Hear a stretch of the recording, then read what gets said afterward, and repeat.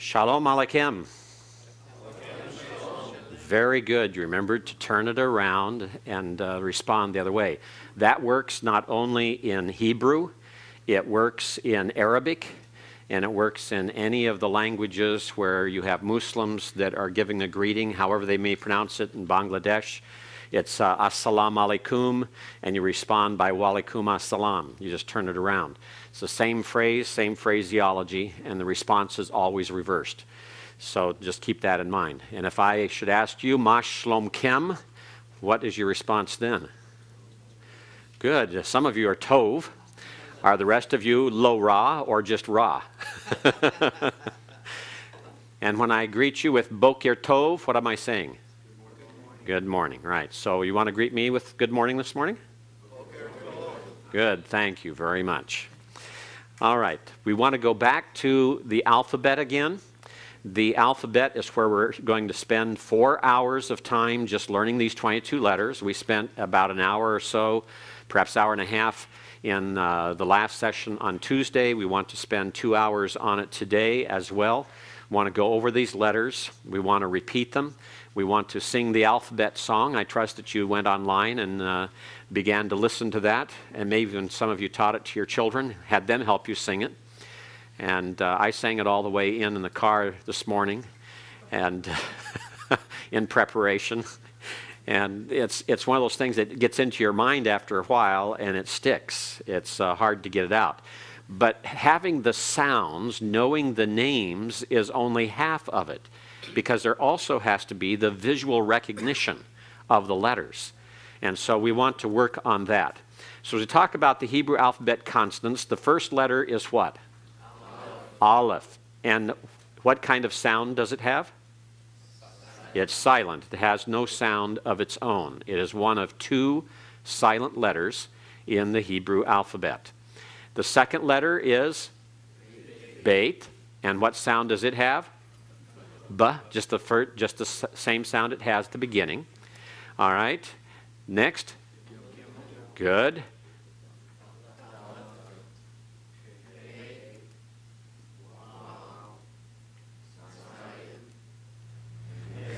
Remember to put that guttural in there, chayf. All right? And the next one? Okay, now let's take those 10, which is almost half, and let's read them through again several times. All right? Let's do it together in unison.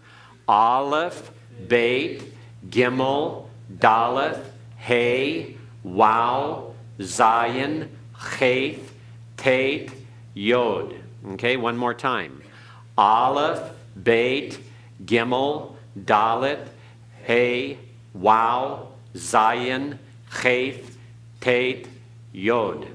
And remember that the Waw can also be called Vav. Okay, put a V on each end of it. That's modern Hebrew pronunciation. That's not classical Hebrew pronunciation. There's many reasons we can give for that. But you need to know the Vav, because there are so many teaching Hebrew today that use modern Hebrew pronunciation or names. And in some of the books you'll see them written that way as well. So it's good to know the alternatives as you look at them. Okay, let's go to the next 12 of them. All right, the next letter is Kaf.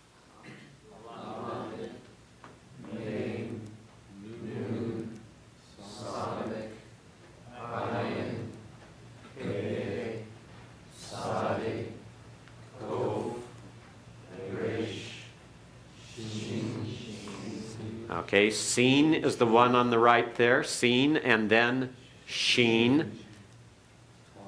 Tau, which is alternatively pronounced Tav. All right, T-A-V is the alternate pronunciation. Now, which of these last 12 letters is silent like the Aleph? Ayin. Ayin is silent. This gives us a total of 22 letters. And that's counting the Sin and Sheen together as one letter form.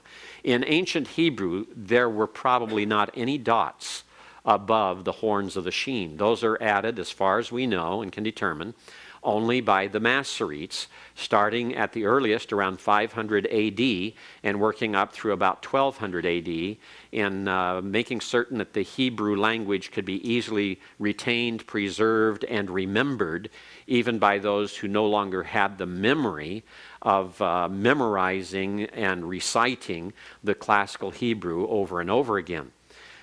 That's the reason the Masoretes added vowel pointings. We'll talk about that starting next Tuesday when we get into the vowels that help us to give the sounds to these words. Let's go over the alphabet song. Remember, it went something like this. Aleph, Beth, and Gimel, Daleth, Hey, and Wow, and Zayin, right? Right at the beginning, and I've got the wrong melody, I can tell you right now. Who is a music leader in here? Who's a musician? Anyone a musician in here? None? Someone's pointing there, right? Let me ask this question, because this is frightening me now, you see. If we have no one in music, how many of you have a background in engineering or mathematics? Wow, at least we've got 4 of you. Okay. You see, the reason I ask that is those who study languages, who do well in languages, those who have the easiest time in learning languages, are those with math skills and with music skills. All right? Music and math, the 2 M's. So if you have no musical skills and you have no math skills, bad news. You'll just have to work harder. All right, you'll have to be like me. You'll have to just keep pressing on, and it doesn't come by inspiration, it comes by perspiration. All right? But that's what we've got to do. Okay, now let me think through this again. I sang this so much on the way in today, and I guess I could hook it up on the internet here and pick it up too. In fact, why don't we do that and save us a little bit of time? All right, now we'll get it. I'm so glad we have these crutches we can use. I used to have to bring a big tape recorder in to play songs to help us get the melodies correctly. All right. Aleph, Bet, and Gimel, Dalet, Hey, and Vav, and Zayin. Ket, and Tet, and Yod, and Kaf, and Lamed, Mem, Nun, Samech, Ayin, Pei, and Tzaddik, Kof, and Resh, and Sin, and Shin, and Tav, Havenu, Shalom, Shalom, Shalom Alechem. Aleph, Bet, and Gimel, Daleth, Hey, and Wow, and Zayin. Ket, and Tet, and Yod, and Kaf, and Lamed, Mem, Nun, Samech, Ayin, Pei, and Tzaddik, Kof, and Resh, and Sin, and Shin, and Tav, Havenu, Shalom, Shalom, Shalom Alechem. Okay, let's try that one more time, okay? We have to go down an octave below her, but that's all right. Yes. Okay. That's try it. Ket, and Tet, and Yod, and Kaf, and Lamed, Mem, Nun, Zayin, Pei, and Tzaddik, Kof, and Resh, and Sin, and Shin, and Tav, Havenu, Shalom, Shalom, Shalom Alechem. Aleph, Bet, and Gimel, Daleth, Hey, and Wow, and Zayin. Ket, and Tet, and Yod, and Kaf, and Lamed, Mem, Nun, Samech, Ayin, Pei, and Tzaddik, Kof, and Resh, and Sin, and Shin, and Tav, Havenu, Shalom, Shalom, Shalom Alechem. Jeremiah, you're going to say something. What did she say before the first shalom? Havenu. Havenu. Havenu. And depending on how that's pronounced, sometimes in the modern Jewish pronunciation, the cheth does not show up as guttural as what it is in the classical. And she could be saying, we live, or what I think it is the verb to be, and it means we are or we have peace. And then peace upon you. Okay? All right, so Aleph, Beth, Gimel, Daleth, Hey, Wow, Zayin, Chet, Teth, Yod, Kaf, Lamed, Mem, Nun, Samech, Ayin, Pei, Tzaddik, Kof, Resh, Sin, Shin, Tau. All right, let's go through it again. List them all up here. Aleph, Beth, Gimel, Daleth, Hey, Wow, Zayin, Chet, Teth, Yod, Kaf, Lamed, Mem, Nun, Samech, Ayin, Pei, Tzaddik, Kof, Resh, Shin, Sin, Tau. And then, let's do this. Let's see. Okay. Let's just take several of these here. Okay, Scott, what letter is this? That is Sade. Okay, and James, what letter is this? Sorry. Okay, and Jeremiah, this one. Raish. Okay, and Roger? Kof. Kaf. Kof. Kaf. Remember, this is Kof. This is Kaf. All right, George? Hey. Right. Okay, and your name again? Jan. Jan. Okay, excuse me, Jan. Jan?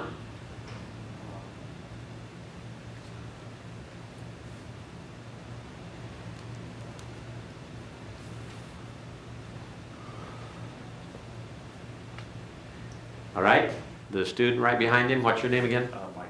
Mike. Okay, Mike, what about that one? Zion. Okay, Zion. All right, Zion. All right, Tom. May. All right, Greg. Hey. All right, and let's see, Chad. Chad, right? Yes, sir. Okay, Chad. What's, for some reason I keep hitting the wrong button. There we go. Oh boy. Lamed. Right, good. Lamed has the big tail on it there. Okay, and then your name again? Kyle. Kyle. Okay, Kyle and Chad I got right there with Greg. Okay, now if you switch places on me, I really get confused. Okay, Kyle. All right, Kyle, what's this one? Scene. All right, and then Franz, what is this one? Tay. Okay, Robin, we might as well let you share the pain. What's this one? Hit. All right, and then Kempis, what is this one?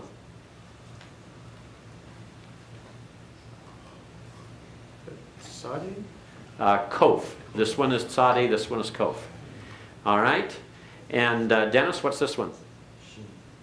All right, and Scott? That is Tau. Okay, we got two Scotts. We'll have to get Scott Jackson in here on this one.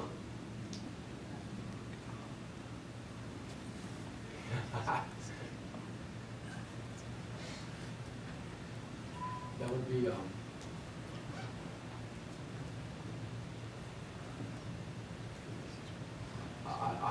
Iron. Ian. Okay, good. Good. Kenny, what's this one up here? You. All right. And Gus, what's this one?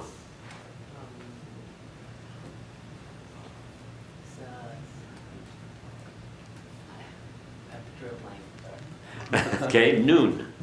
Okay, and John? Okay, and John, let's give you this one up here. All right, see, some of you, if you get close enough to the beginning, you can recite the song in your mind, right? Is that what's happening? All right. Jeff, let's see, oh yes, what's this one? Dalit. All right, and then Eric, Wow. and it's also known as, okay, and is it James? Okay, James, let's go to up here. What's this one? Olive. All right. David, which one is this one? Sonic. Okay, and let's see, the name again? John. John. So we got a John up here and a John back there. Okay, John, what's this one? Mame. Make certain you get that A sound in there. Mame. Okay, and your name? Kelly. Kelly. All right, Kelly, let's try this one with you. The tape. Tape, right. Okay. So as we're going through these and learning them, try to get them visualized. There are flashcards available online. If you have online access, you can go online, you can take a look at these letters. They can bring them up as a quiz. You can mark what the name is, what the sound is, what the value is, what the representation is. We'll talk a bit about that here this morning. There's all kinds of things you can do. Just search for Hebrew alphabet on the browser. And I've also on my website have a couple of links there for the Hebrew alphabet for you for study. And there's also, some of you have gotten hold of the software called Hebrew Tutor. Hebrew Tutor also helps you to review the letter names and letters as well as build vocabulary. So let's sing this one more time, okay? Beth and Gimel, Daleth, Hey and Wow and Zion. Cheth and Teth and Yod and Kaf and Lamed, Mem Nun Samik, Ayin, Pei and Sade, Kof and Resh and Sin and Shin and Tav, Avenu Shalom, Shalom, Shalom Aleichem. Aleph, Beth and Gimel, Daleth, Hey and Wow and Zion. Cheth and Teth and Yod and Kaf and Lamed, Mem Nun Samik, Ayin, Pei and Sade, Kof, Resh and Sin and Shin and Tau, Havenu Shalom, Shalom, Shalom Aleichem. All right, good. We'll leave that on there in case we want to come back to it later for a review at the end of class. Let's move this along here to... Yes? Should we learn the numerical equivalents? The numerical equivalents are not important for you to learn at this point in time. We'll mention it to you for your information, but it won't be necessary to learn those until the third semester. Third semester, that comes into play and is of value, but you'll also have kind of a little cheat sheet in third semester. You'll have a book by Scott on the Biblia Hebraica Stuttgartensis that on the back cover has the numerical system for you. So the numbers are not nearly, the number value is not nearly as significant or important as getting the letter down. You want to learn how to read the language, pronounce the language. Okay, what's the name of the first letter? Aleph. Everyone? Aleph. Remember how the Aleph looks. It has that slanted line through the middle, and it has those two smaller, one's kind of like a leg and one's kind of like an arm. All right, as it's standing there. It almost looks like an X. And that, in transliteration, when you put it in English letters, you use what looks like an apostrophe. Okay? Now, you must keep in mind it's the apostrophe that curves to the right and is open on the left, because the ayin reverses that for its symbol in transliteration. And so it's like the closing single quote for the Aleph. It's like the opening single quote for the ayin. And this letter is silent. It cannot be pronounced unless it has a vowel with it. And in some cases, it is absolutely silent. It's in a letter, or in a word rather. It's in a word and is absolutely silent. It's there, but is not pronounced at all. So Aleph is the first letter. What's its name again? Aleph. Aleph. All right. The second letter is called Beit. Everyone? Beit. All right. And notice that the Beit is written both with a dot in what we call its bosom and without a dot in its bosom, the red form up here. Are any of you colorblind? Anyone have color blindness? What colors are you missing? Red and green. So do you see the red up here at all, or do you see a gray? Right, okay, I've got to remember that and remedy that for you to help you out there. Okay, this is one of the problems in teaching Hebrew. Up at the college, Stephen Boyd has devised a total color method of learning Hebrew and all the vowels. And the problem is that if you have color, those who have color blindness, color deficiency, that creates a huge difficulty for them. And it's to the point now to where they say that there's something like 12% of all American males have some form of color blindness. And some of you may not even know you have a color blindness. There may be colors you just don't see that you're just not aware of. But those who have the dominant ones are the red-green, because it's so important for stoplights to understand what's stop and what's go. But that really threw him for a loop, because it meant, and the first time he used it in one of his college classes, it was almost 20% had problems distinguishing all the different colors that he had used. So we use these, but it doesn't always work for everyone. So my apologies for that. Now, when it has the dot in the bosom, it is the hard sound, the B, B as in bat, all right? When it doesn't have the dot in the bosom, it's a V, like in that. And this is why in classical Hebrew, the wow was not pronounced as a V, because the V sound belongs to the unhardened, the softened form of bait. All right? The third letter name is what? Gimel. The Gimel is another letter that can have this dot in its bosom. We'll talk about it later. It's actually called a dagesh. Dagesh. Everyone? Dagesh. And the dagesh in the Gimel gives it the hard sound, the G as in got, but it has the same sound without it. Evidently, there is some softening there of some sort in the Hebrew language that was identified, but that's been totally lost, both in modern Hebrew, and we have no idea what it sounded like in ancient Hebrew, because it's not a meaning-distinguishing sound. Yes? For the bait, without a dagesh? Right. Is it still, do you still say the letter is bait, or is it bait? You still say it is bait. It's a bait, yes. Correct. Good question. All right. The fourth letter is named Dalet. Dalet. Everyone? Dalet. That's a D sound as in a D in dot. And it's another letter that can take that dagesh in its bosom that hardens it, or without it softens it. And again, it's hard to distinguish this. Now, what happens in syllabification, when we make syllables, and we talk about syllables later on, we'll get into some of the distinguishing here and what are some of the potential sounds for the daleth. But as far as we're concerned, for our English background and learning and pronunciation, the D fits both sounds perfectly well. The fifth letter is hey. Note the hey has that broken corner up there. Notice that its left leg does not come all the way to the ceiling.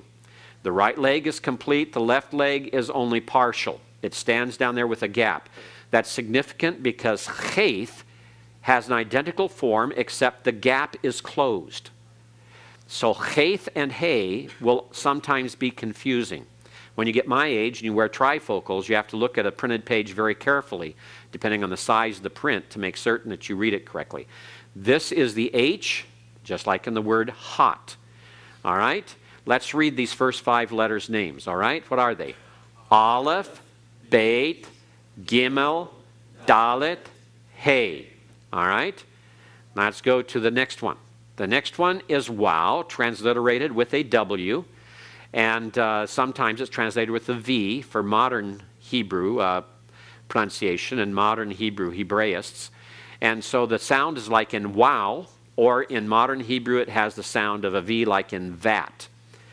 Okay, notice that it is just one line, but it has a small curve at the top.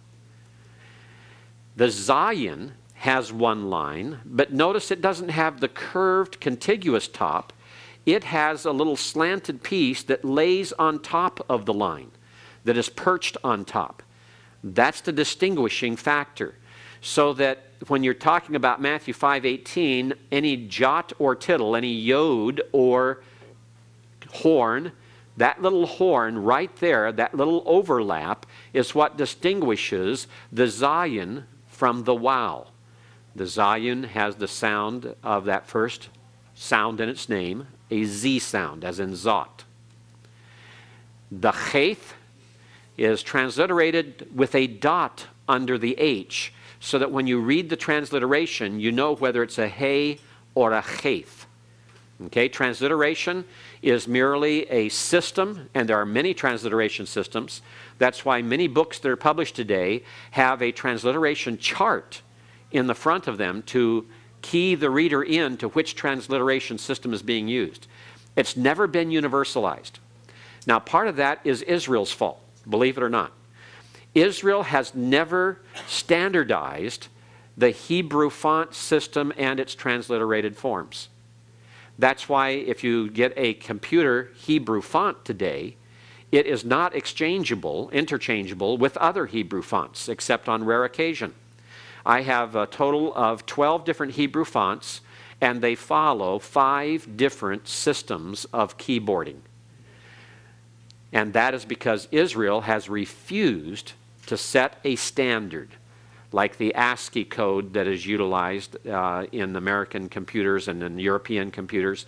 The ASCII system has not been tagged to the Hebrew in a way that Israel says, this is what we're going to use. And no other system either. So there's all kinds of systems. It'll remain that way, and there'll be confusion until Israel makes a decision, since they are the current speakers of Hebrew. Yes? Why haven't they done that? I have no idea why they haven't. I talked to an Israeli at the university, the Hebrew University in Jerusalem, 4 or 5 years ago, and asked him that question, and he said it's all politics. Now, what's involved in the politics, I have no idea. I have no idea. So there's a lot of things, we just have to wait for it. But meantime, it means that you and I, when we pick up a book published by Kregel, is going to have a different transliteration system than used by Baker, or perhaps used by Erdmans, or perhaps used by Zondervan, or McGraw-Hill, or Harper and Row, all those things. Each publisher chooses the one they want and uses that, tells the writers to use it. It doesn't have to fit with anyone else. And of course, publishers are glad to do that kind of thing and use that type of tactic, because the fact that that ensures that their material is going to be kept as their material. And if someone gets tied into that transliteration system, that's what they're going to prefer. If there's a choice of Hebrew grammars, they'll choose the one that uses the kind that they prefer or use. So all kinds of issues go on here. Okay? The Cheth. The next letter is Tate. The Tate, to distinguish it from the Tau, has a dot under the T here as well. The dot under it tells you this is representing Taith in transliterated form. It's the T as in taught. And then the 10th letter is Yod, the smallest letter of the Hebrew alphabet, with a Y sound as in the beginning of yes. Okay, let's pronounce these 5 letters. Okay? Wow, Zayin, Cheth, Tate, Yod. This letter is what?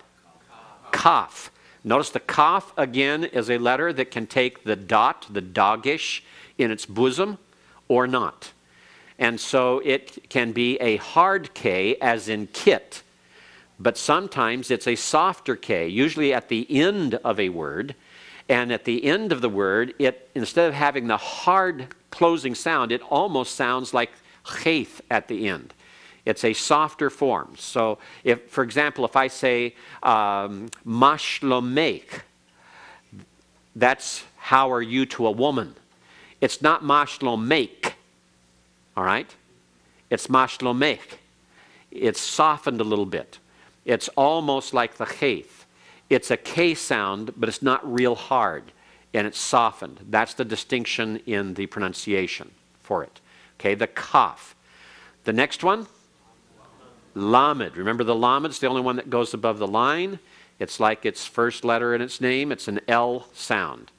You notice now that starting with Yod, the value, the numerical value, is in the tens. So Aleph through Taith is 1 through 9. Yod and following follow the tens up through 90. And then we'll get to 100. So this is the way they distinguish the number system. Say Kaf is worth 20. The Lamed is a value of 30. The Mem is a value of 40. The Mem is the third letter. The M as in Matt. What's the next letter? Noon. Of course, an N as in not. And then Samik. The Samik is transliterated with the S. That means then we have other S sounds that will have to have some form of markings added to the S to distinguish which letter there is that it represents in the Hebrew. The S as in sat, let's read these 5 together. Kaf, Lamed, Mem, Nun, Samik. And then this letter is Ayin. Ayin, notice the transliterated form is the reverse apostrophe. The reverse apostrophe is how you transliterate the ayin. It is silent. It is silent. The next letter, Pei. Notice the Pei is a letter that can take the dagish in it. And so if it has the dagish, it's the hard P as in pat. But if it is without the dagish, it is pronounced like F or like PH. as in fat, or as in phone, if you want to spell it with a PH.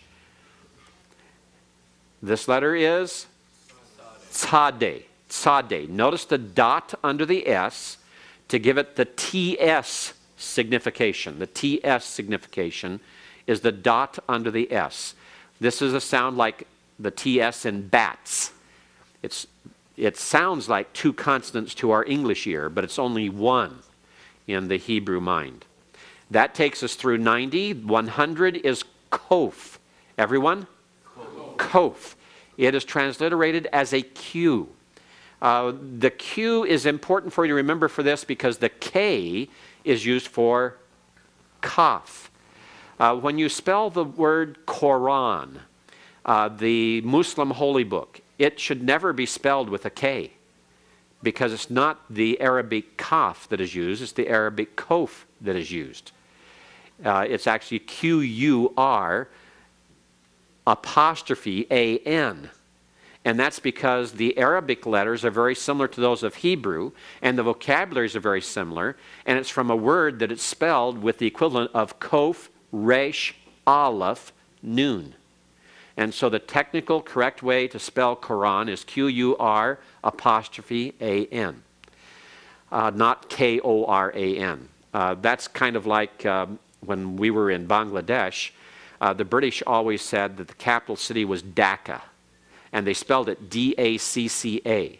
There is no equivalent of C in the Bengali language. Out of its 142 characters, there is no C.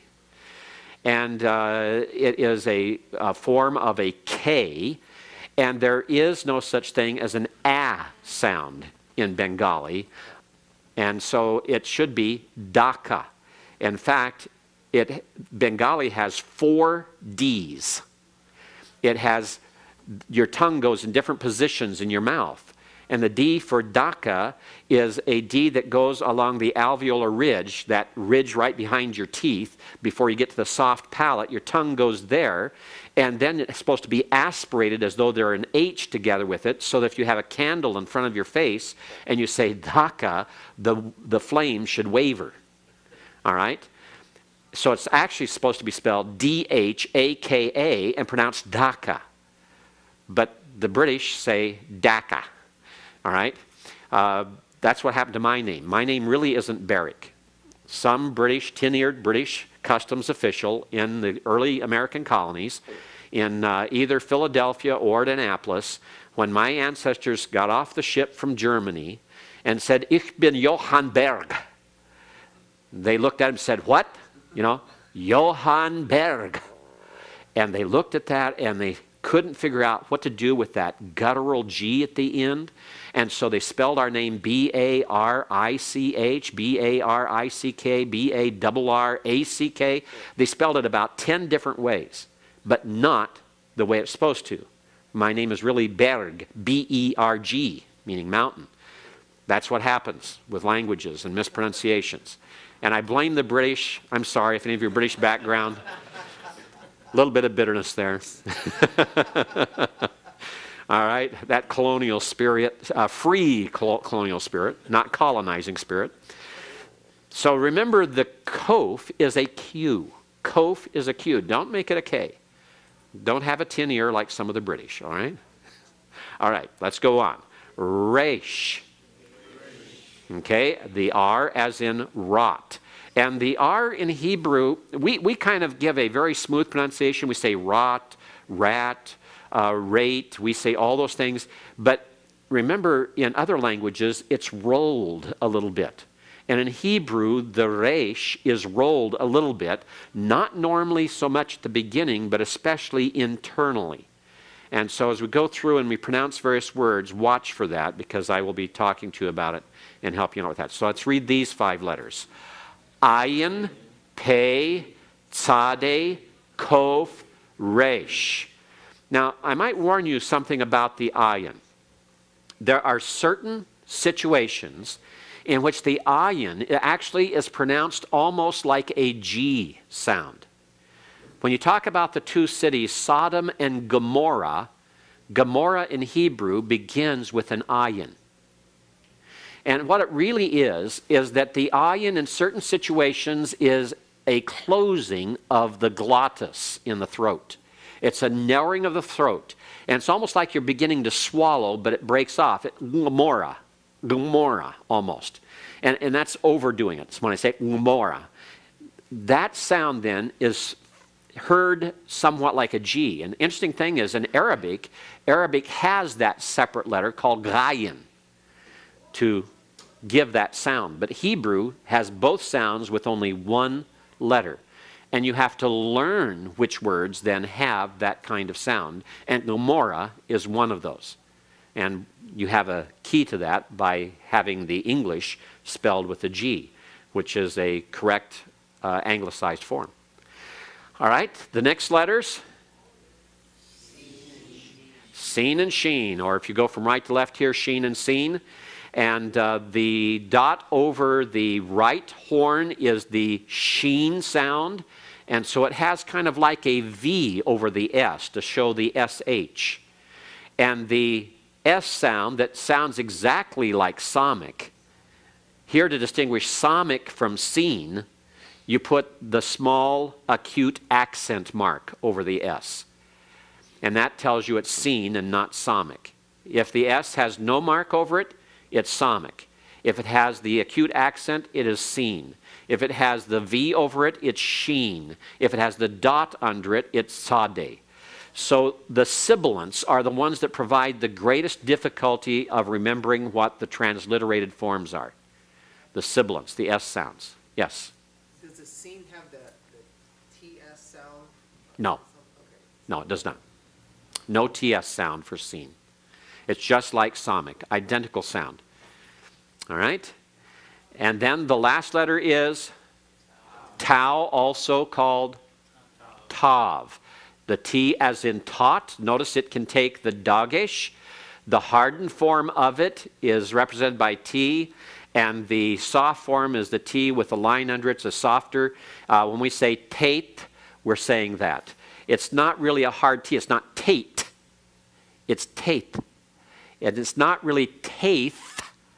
You see, it's not a TH, as you would say, the or this. It's really a very separate sound there. It's in between the TH in this and the T sound. So it takes practice to get that. Now, in modern Hebrew, and this is one of the interesting things, it's humorous in a way, because many who teach modern Hebrew pronunciation for Hebrew ignore the modern Hebrew pronunciation of the tau. Because when the tau is found at the end of a word in Hebrew, it's pronounced as an S. So that you end up then with 5 S sounds in Hebrew. All right? And 3 of them are indistinguishable. For example, the Hebrew word for covenant is barit. All right? Barit. You'll hear some people say berith. That's an anglicized pronunciation that is incorrect Hebrew. All right? And the Hebrew, modern Hebrew pronunciation is bris. Bris. Okay? And you'll hear him talking about B'nai Bris. We're going to have the B'nai Bris today. Or he's been through Bris. That means he's been through the covenant, he's been circumcised, and all of that. And so keep in mind that, you know, it's fascinating to me that those who use modern Hebrew pronunciation are inconsistent. They won't use them all the way through. They only select primarily the wow to pick on. And so I very much insist on using the W myself in that. All right, these 2 letters are seen and sheen and tau. All right. Now, we want to throw in 5 more forms. These are final letters. The kaf, when it comes at the end of a word, has the bottom base form drop to where it becomes vertical. You just turn it downward. All right? You have the same top and side, but instead of curving it back underneath, that drops and goes straight down. And notice it's below the line. Notice it's lower than the bottom of the other letter. Okay? That's the kaf, the ending. And we call that kaf sofit. Everyone? Kaf sofit. Sofit in Hebrew means final, means final. Okay, so kaf, final, kaf sofit. The mem takes a separate form too. You saw that on Tuesday at the end of shalom. Instead of having the nice little horn up there at the upper left and a gap in the lower left corner, instead it's all closed around. But be careful what you do with the bottom right-hand corner, because the bottom right-hand corner must remain square. It must be a 90-degree angle. Because if you round that off, then it is the identical form to the samic. All right, so samic and mem sofit can be confused. Then we have the nun. Its little bottom ledge drops out as well and goes below the line. Which letter can this be confused with? With the wow. The wow is shorter. The wow just comes down to the line. The nun sofit goes below the line. Okay? And in fact, we have a number of letters that can be confused, because we have the yod, we have the wow, we have the nun sofit, and we have the zayin. Notice that the yod is very short and elevated. The wow comes down to the line. The nun goes below the line. The zayin comes to the line but has a different top. So those are ones you have to watch carefully as you're reading them. And then we have the pei. The bottom ledge drops out on it as well in the pei sofit. And the final one, again, the bottom ledge dropping down. Notice that 4 of these, the bottom ledge drops out. It just folds down. It's as though it opens up when it's the last letter in a word. The tzade sofit. All right, let's say the names. Let's give the name of the black letter, which is like kaf, and the name of the next one, which is kaf sofit, all the way across there, starting at the right, okay? Kaf, kaf sofit. Mem, mem sofit. Nun, nun sofit. Pei, pei sofit. Tzade, tzade sofit. Okay?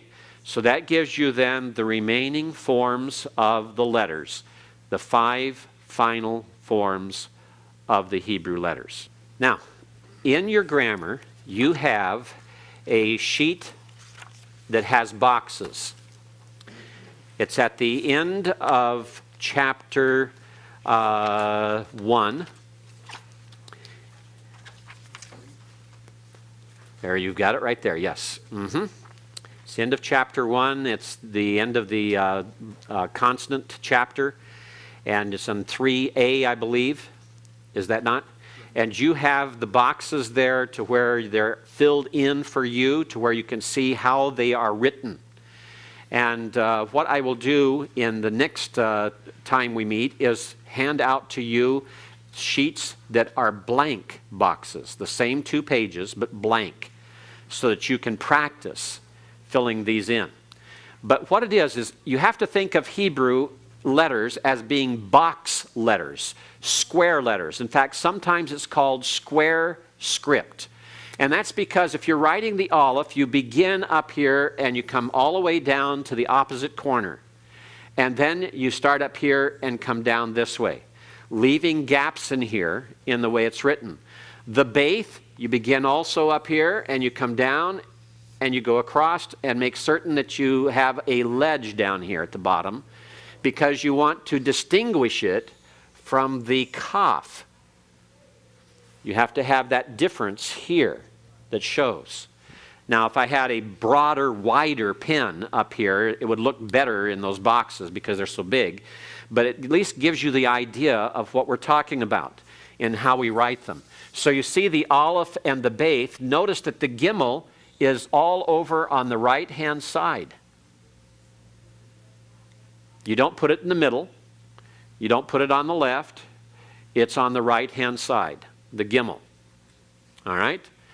And notice, as we look at the letters, you have the Daleth, and make certain you maintain the ledge up at the top, because when you write the Resh, it's going to look like that, And you know, this wavy part here will vary. You may even write your dal with that wavy part. You'll watch in the Hebrew letters and the different print forms, and you can, some of them are very square and straight, and some of them are a little bit curvy. But the resh and daleth are distinguished by means of that ledge there. By the way, any of you have color blindness to blue that I'm using? All right, good. Otherwise, some of you would be looking up here and saying, what's he doing? All right? So the daleth and resh have to be distinguished. All right? Now, the hay has all the way across the top, down the right-hand side, and then the left-hand side with a gap. Because if you don't put that gap in there, then you have the chayth. And you use the exact same writing form to put in the tau, but the tau has a little tittle, a corn, at the very bottom left. It has a foot on it. So you distinguish the chayth from the tau by the foot that's on the tau. So chayth, taith. The taith, you begin and go down and across and up for the taith. Some of you will get into the habit of writing it another way, which is perfectly acceptable. And that is just to do a circle like this. That form of taith and this form of taith are both acceptable. Notice that they are open in the top. They take up the whole box, and they have a curved element up at the upper right. That's very significant and very important to maintain for the taith.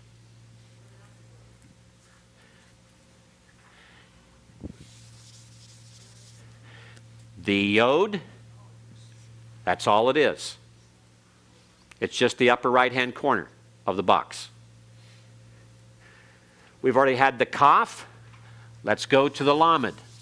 The lamed is the only one that begins above the box. And notice it goes across the top of the box to the right-hand corner, and then curves down to where it ends in the middle of the box. It's a very different form of letter from anything else. So when you're writing it, make certain that tail shows up above the line. And you'll see different forms of it. You'll find that there are forms of the lamed that are written that have a huge tail going way up and coming way down, and some that are very small. But just make certain you go far enough above the line that it is visible and can be seen for the lamed. Now, for the mem is normally written this way to get it in. And there's different ways to write it. To me, that's the easiest way to write it.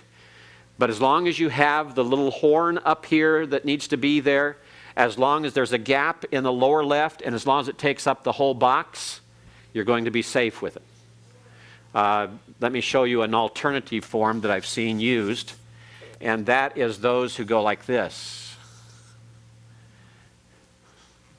Now, to me, that looks sloppy.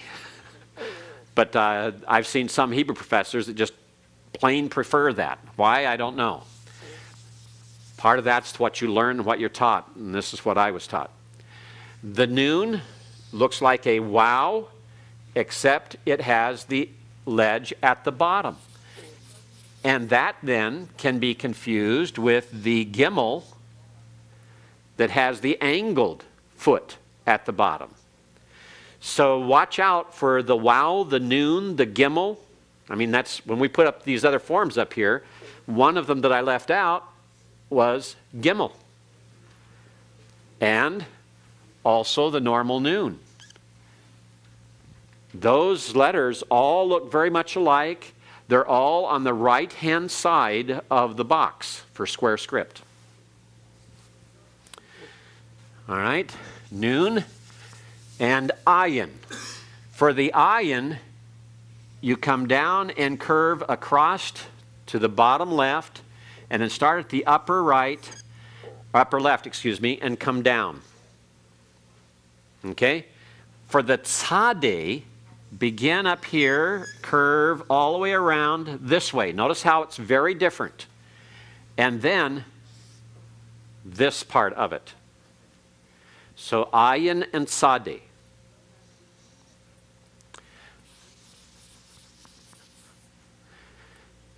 Kof. Kof comes down below the box and starts up here at the top, comes down halfway on the right-hand side, and then curves across to the bottom left. So the vertical line, open up here below the box, go all the way across, come down halfway, and then slide back over for the kof. All right, you've seen the sheen, the resh, so let's go to the seen and sheen. The seen and sheen, just take up the whole box like a U, and then put in the slanted middle portion that goes to the left lower corner.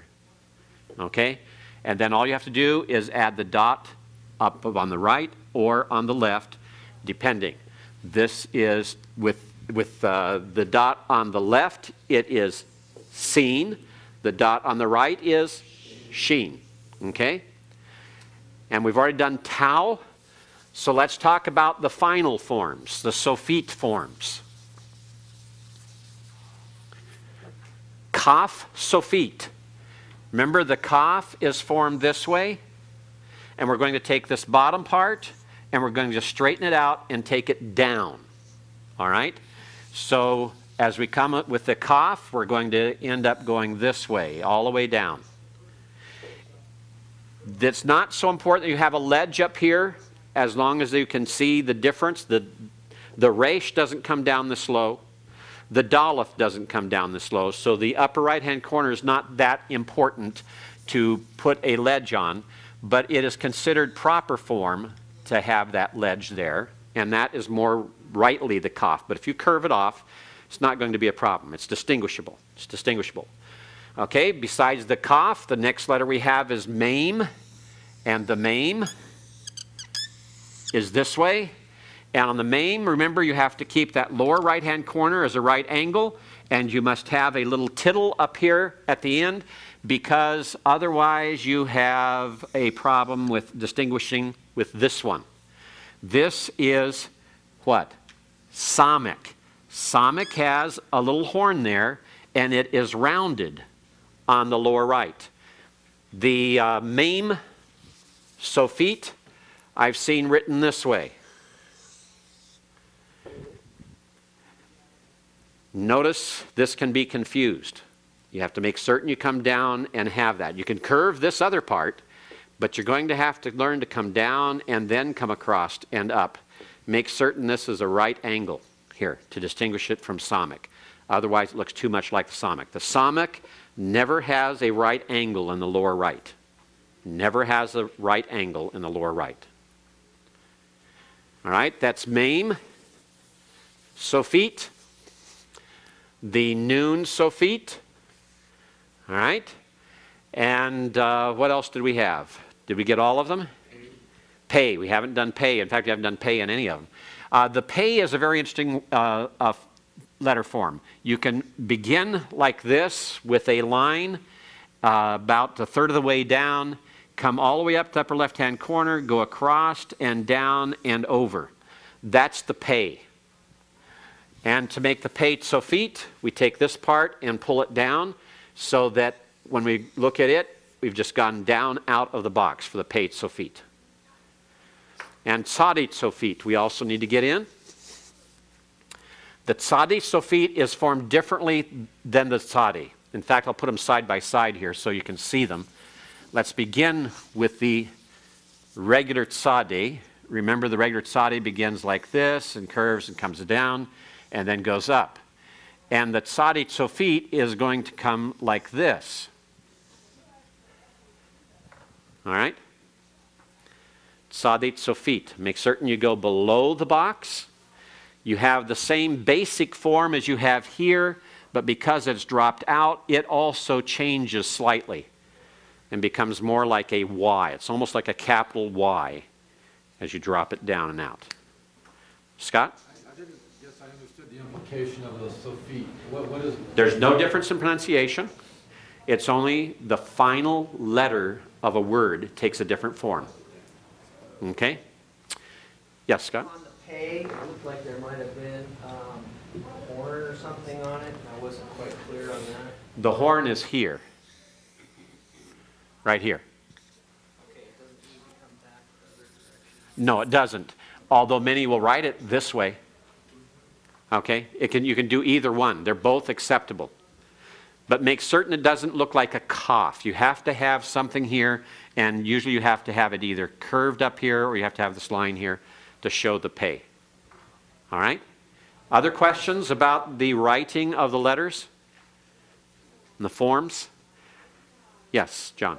The final Sadi in the book, it has written with a little horn on the Right. right. Does that matter? Over here? Yes.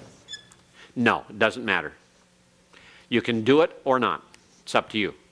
The horns in Hebrew, the scribes consider the horns as kind of a decoration in many cases. For example, even on the sheen, they love on the sheen to make certain that they have the horns in here, and they'll put those in like that.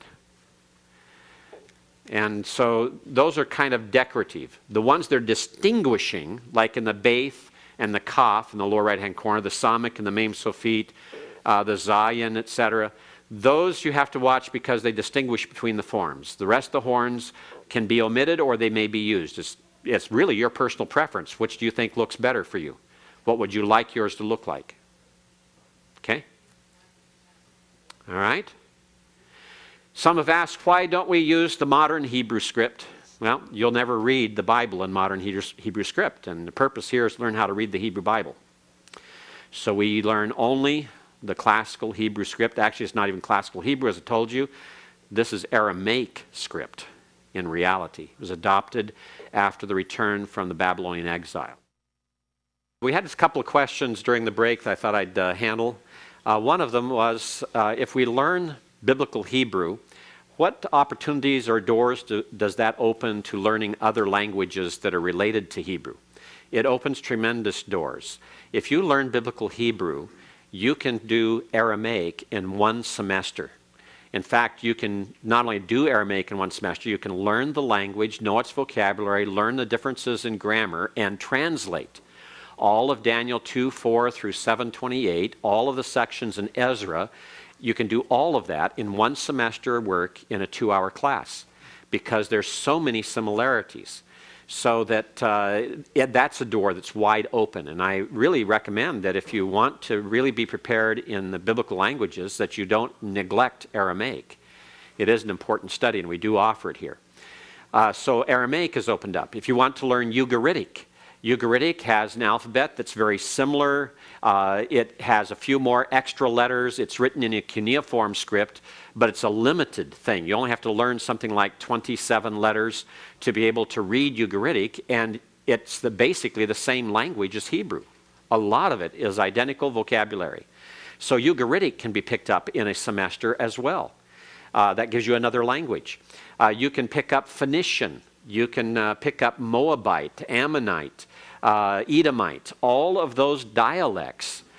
You just need to learn the old Hebrew script, the Paleo-Hebrew script, which we'll be talking about here in just a minute. And the vocabulary is very much the same, and the grammar is very much the same. So we could keep going on that. You could end up with, and if you wanted to learn Arabic, Arabic has a different script, has a slightly different grammar, but has a lot of similarities in both the grammar and in vocabulary. And if you know Hebrew, it makes Arabic even easier to pick up. So there's a lot of languages, about a dozen different languages that you have doors open to if you learn biblical Hebrew. And I would include in that modern Hebrew. You know, biblical Hebrew, modern Hebrew you can learn as well. Modern Hebrew will be written in the same script, have much the same vocabulary. It'll be a different type of grammar, different pronunciation, but it is not that difficult to pick up and add to your repertoire of languages. So you can very quickly become very multilingual if you get your biblical Hebrew down and get it down well. You'll have no problems with these other languages and adding them in. And that also, you could add to it Syriac. Syriac is written in a script that looks a lot like Arabic, but it is basically Aramaic. So when you read the Syriac Peshitta, you're reading an Aramaic text.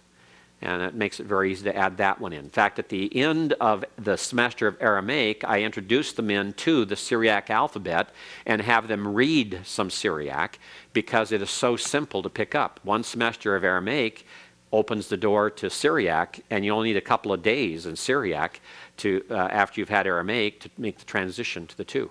So it's very easy.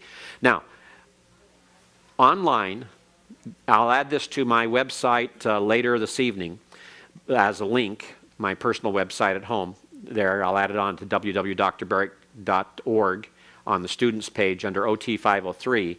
But this is an online resource for studying Hebrew vocabulary. And it's basically the same as the Hebrew tutor software that if you buy independently will cost you about 40 bucks.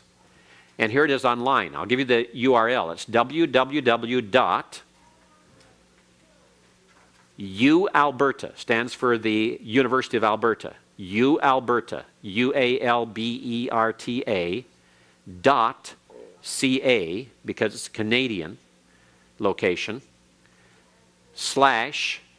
and then that tilde, that kind of little curvy thing there, the tilde, and then EBENZVI.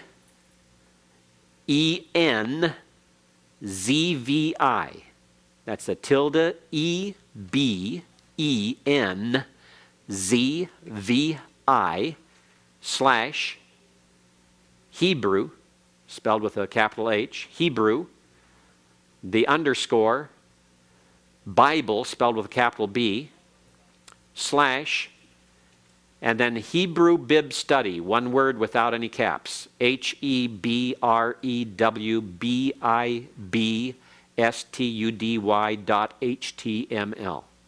All right, so let me go over that again. That's www.ualberta.ca / tilde EBENZVI / Hebrew underscore Bible / Hebrew Bib Study.html. I found this by searching for biblical Hebrew vocabulary. So if you lose it some way, just go to your browser, put in a +, double quote, biblical Hebrew vocabulary, end of double quote, and one of the sites on the first 10 will be this one from the University of Alberta. Another way to find it is just go to universityofalberta.ca and find it from there. Search around on their website. Who knows what else might even be there. Some of these universities have fantastic websites with lots of information from different departments, including Biblical Hebrew, and this is one of them. So I was glad to find it. Just to give you an idea of what's here, the Biblical Hebrew Vocabulary Tutor, and you go to it, and there's also a Biblical Greek Vocabulary Tutor listed there. It takes you to actually Earthlink, so someone's making this available on Earthlink, which makes me wonder if they have the permission to do it. You make your choices, and you start, and there's random, 0 out of 27. You've got it there. You've got the Shin Lamed Cheth. You choose which one it stands for here, and it's A, to stretch out, let go, or send, and continue, and you take Nakah to smite, and continue, Kum, the idea to rise or stand, and Nathan to give, and as you go through the vocabulary, it'll help you to test your vocabulary. Uses unpointed Hebrew, but as you go through the drill, it will help you in making certain that you understand it. You have that drill and practice option there as you're going through. All right? I'll stop right there. Allah means to go up.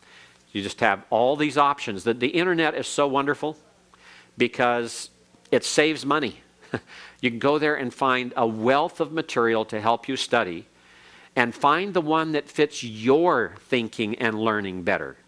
Next week I'm going to talk to you about learning methodology and about learning skills and about your own character as far as learning a language. What kind of learner are you? Are you a visual learner? Are you an oral learner, an audio learner? Or are you a kinesthetic learner? And what does that mean to you? And how does that mean you must approach Hebrew to really get it? All right? Every one of you has a different type of learning curve, as well as learning methodology that's kind of built into you and your character. And to understand that for yourself will really help you in the languages, because then you'll know what to focus on, what to emphasize, and what to do outside of class to help you keep up with those who are a different type of learner and seem to be leaving you behind in the dust. There's ways to catch up, believe it or not. The oldest Hebrew student I've had was 60 years old. And when he began studying Hebrew, he took Hebrew 503, just like you are, and he had a D-. I mean, he was 0.5% from failing the course. A D-. The second semester, 504, he came up to a C-. The third semester, he came all the way up to an A-. He had a very slow learning curve with a huge learning gap, but he just kept at it, and that curve steepened in his third semester to where he ended up near the top of the class. So don't be discouraged if you have a hard time. Just keep at it. Some things take longer to take root than others. And so allow the time for that to happen and just keep working on it. Don't allow yourself to become discouraged by it. All right, let's go back to where we were. I thought there was another question that was asked, but I've forgotten what it was. Does anyone else remember? Okay, we'll pick it up some other time. Okay, we're talking here about the Paleo-Hebrew script, or what is known also as the Proto-Sinaitic script. And that's called Proto-Sinaitic because in the early Sinai Peninsula history, dating back to as early as 1800 to 1600 BC. Now that places that 400 or 350 to 250 years prior to the exodus of Israel out of Egypt. The Egyptians had slaves who were Semitic slaves. Remember that Joseph went down into Egypt, and then later Jacob joined him and with the rest of his sons. And Israel spent 430 years in Egypt. This is that period of time. And some of the Hebrews served as slaves. They didn't all just live in the land of Goshen and herd sheep all the time they were there. Different pharaohs came and went, and by the time you get to the end of Joseph's life, we have no indication of a decline coming, but by the time you open the book of Exodus, you see that a huge change has taken place, because now the Hebrews are slaves. Where Joseph was the second most powerful man in the land, and his family were privileged people, now 400 years later, they are all slaves. How did that happen? When did it occur? Well, it occurred at some time, and the Hebrews served as slaves in the mines in the Sinai Peninsula. And in those mines and along the wadis nearby are written many Semitic inscriptions like this one. And this is written in the old Paleo pictographic script. And as you look at this, the initial letter down here at the lower left is a crook. It's like a shepherd's crook. And that is the word lamed. Lamed. It's the letter lamed. Lamed, lamed means to learn, to teach. Lamed is that which teaches. The crook, the shepherd's crook, teaches the sheep where to go, tells the sheep where to go, gives direction. And so the lamed is here, and that is the letter by itself that is a Hebrew preposition that means to or for. To or for. T-O or F-O-R. The preposition. And then up here at the top, we have an ox head. There's the horns and the head. And the ox is Aleph. Aleph. The ox. And later that is stylized to where it looks like the capital A, except it's laid on its side. This is not turned correctly up here. but it's looks like the capital A with the bar across showing on both sides, and it's tipped over to 90 degrees to the left, going counterclockwise. And so the Aleph there, and here you have the Lamed again, and then this little mark in here is a word break marker. When I was in seminary, I was taught that Hebrew was a continuous language, a language written continuous script with no breaks between the letters. But here, even slaves in 1800 to 1600 BC in the Sinai Peninsula are writing words divided by a word marker, a word dividing marker. And what I was taught in seminary now is absolutely falsified. It is not true. Hebrew script could be written in that way, and in some rare cases is, but it normally uses word markers for dividers, word dividers. And it's a tremendous study to do that. One of the fellows that went to UCLA and got his PhD over there, Fred Mabey, was one of my students here. And he went down to Talbot to teach, and he did his work at UCLA. One of his great studies was on word dividers. And he demonstrated and proved that the normal way of Hebrew writing in ancient times was to use word dividers.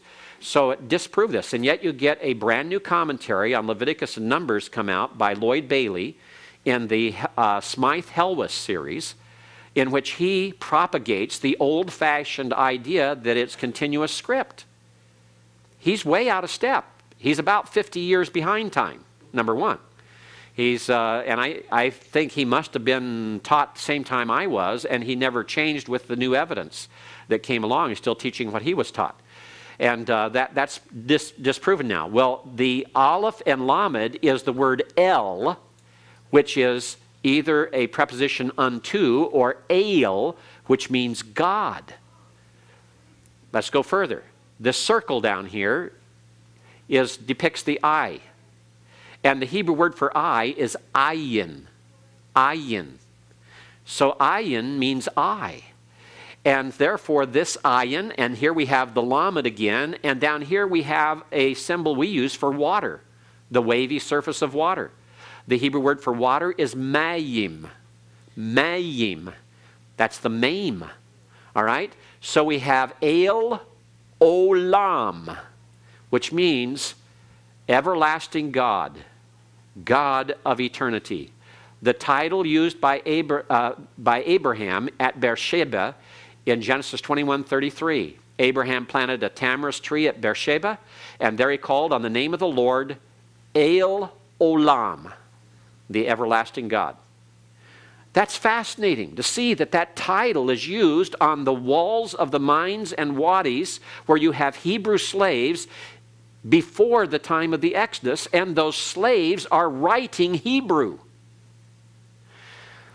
That really puts the lie to the liberals who used to say, until they finally, the evidence became so overwhelming, they've silenced somewhat now, although they still try to make believe that the ancient Hebrews were basically a very ignorant and backward people, and that they certainly couldn't have written the Pentateuch because it's too sophisticated. So you're going to have to move it down to have it written somewhere between 850 and 350 BC, because ancient Hebrews of the time of Moses, even if they take a late date of the Exodus, just aren't smart enough.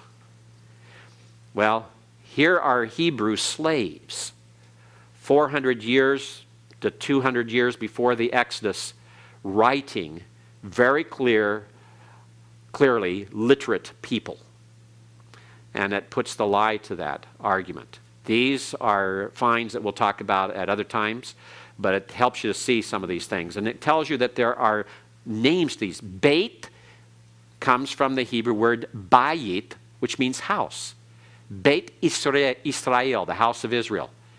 Beit Olam, the house of eternity. Beit David. Sometimes you hear the synagogues. Beth Joseph. Beth Jacob. The Beth is Beit. Beit. And that's a construct form. It means house of. And so it comes from Bayith. So the Beit represents a house. The Gimel represents a camel. Our English word for camel even sounds like it. Gimel. Daleth is a door.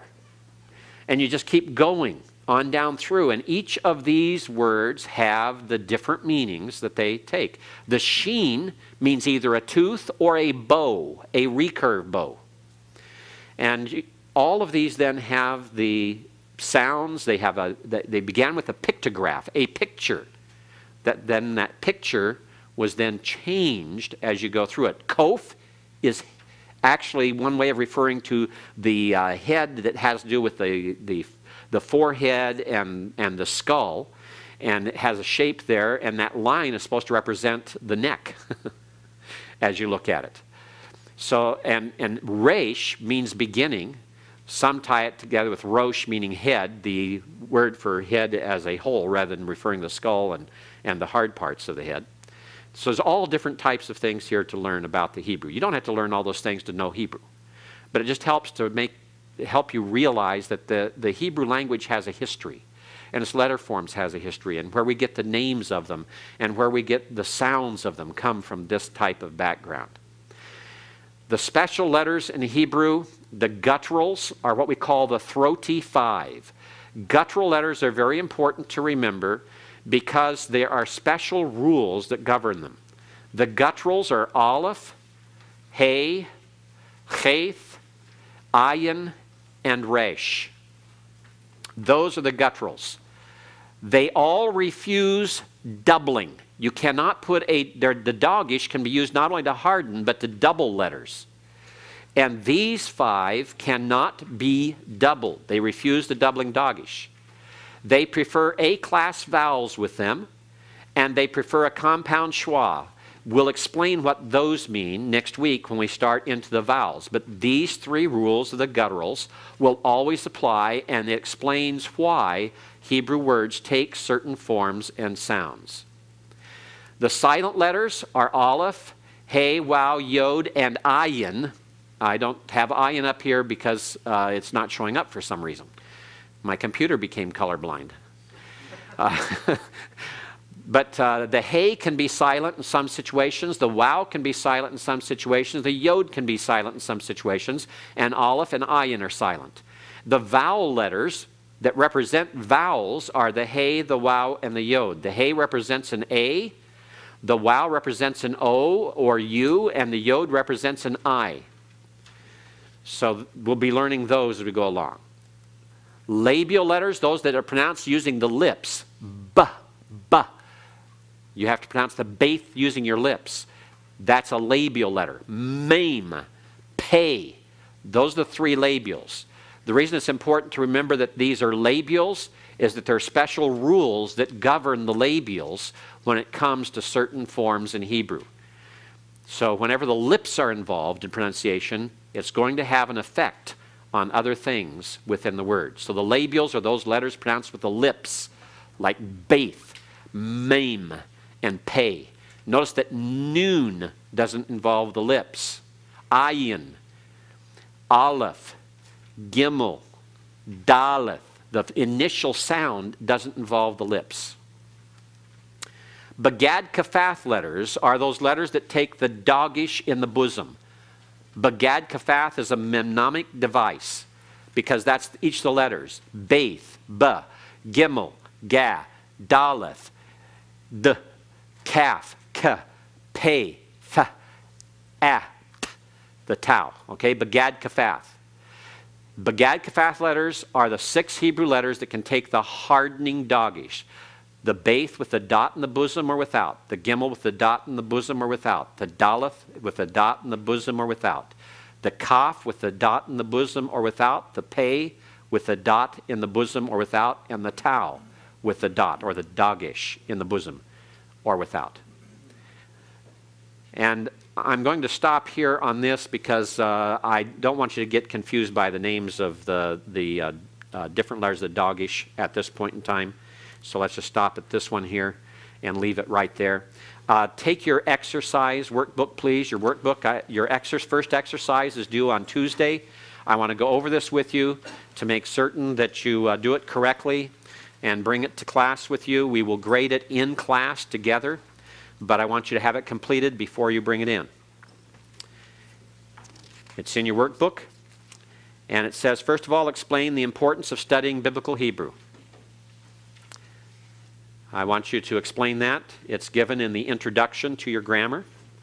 What is the origin of the term Semitic? That's also found in the introduction of your grammar. Briefly describe the 5 main branches of Semitic languages. All I'm asking for here is really just for you to give the 5 branch names. Don't worry about further description than that. In the past, sometimes I've taken time to describe each of those branches in greater detail. It's not really necessary to learning Hebrew, and so I've begun to leave that out. And all I want you to know is the 5 names. What are the 5 main branches of Semitic languages? You have that chart given to you in your introduction to the grammar. D, write the alphabet 5 times in the spaces provided below. Use the squares, as you learn, that you have in your grammar to show you how to write it. You have that there. It's on what page? Page 23. Page 23, 23, and 24 actually, right? On pages 23 and 24, you have how to write them. Use that and start writing. And write through the alphabet in order. Put them in order, the 22 letters. That means then that seen and sheen are going to be put on the same line. Okay? So number 21 down there will have 2 letters on its line all the way across. So write the alphabet 5 times. Now I would suggest writing it in order all the way in column 1 first before you go to column 2. Don't write all the alepphs across and then all the beiths. Write the alphabet in order, aleph through tau, 5 times so that you get the order sealed in your mind as well. Notice to memorize the alphabet. The alphabet song will help you with that. Which letters sometimes have a dot called the dogish? Remember we talked about the Bagad Kafath letters. Which letters have a different form when they occur at the end of a word? Those are the Sophite forms, like the Kaf Sophite, the Nun Sophite, the Mem Sophite, the Pei Sophite, the Tzadit Sophite. And write the form, write the final form there for those letters. And H, which letters both regular and final extend either above or below the line of writing? So show which ones. Like, for example, we talked about Lamed. It's above the line. So that should be one of the letters listed there. And then you have an exercise I there to copy the letters carefully from the left side to the right side, observing carefully the differences between them, because these are the letters that are very close together. Like the first one, the Beith and the Kaf. Make certain you have that little tiny ledge at the lower right-hand corner of the Beith that distinguishes it from the Kaf. Make certain that the Gimel is that little foot that leans up against the support there rather than forming a base to the support like in Nun. Make certain that the Daleth has its little ledge that hangs over on the upper right-hand corner rather than being rounded off like the Resh. Make certain that the Kaf Sophite is lower, goes below the line than the Daleth, which it looks almost exactly like. Watch those differences. And then in J, circle one letter and only one letter that is different from all the others. For example, number 1. Look at number 1 very, very carefully. All right? Look at it carefully. Greg, which letter would you circle and why?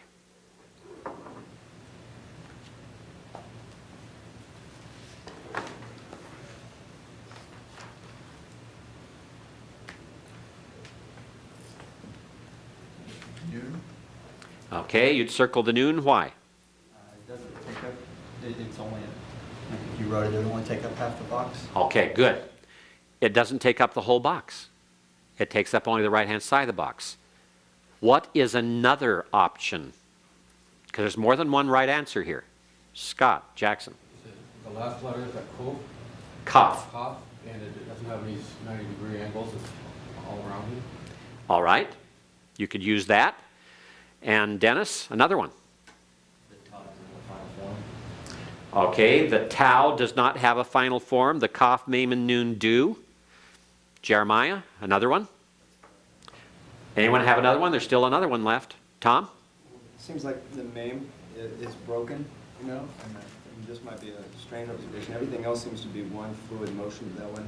Okay, the way I would describe that one is it takes up all 4 sides of the box, where the others take up less than 4 sides and actually have 3 parts, whereas it goes all the way around in 4 parts. But yes, so you see there's many different things. And that's why I asked you to describe the difference you're identifying. Okay, don't just circle the letter you think is different. Describe why you think it is different from the others. Because there is more than one right answer here to a number of these. And the purpose of the exercise is to get you thinking about it and observing. Your observation skills have to be honed very keenly.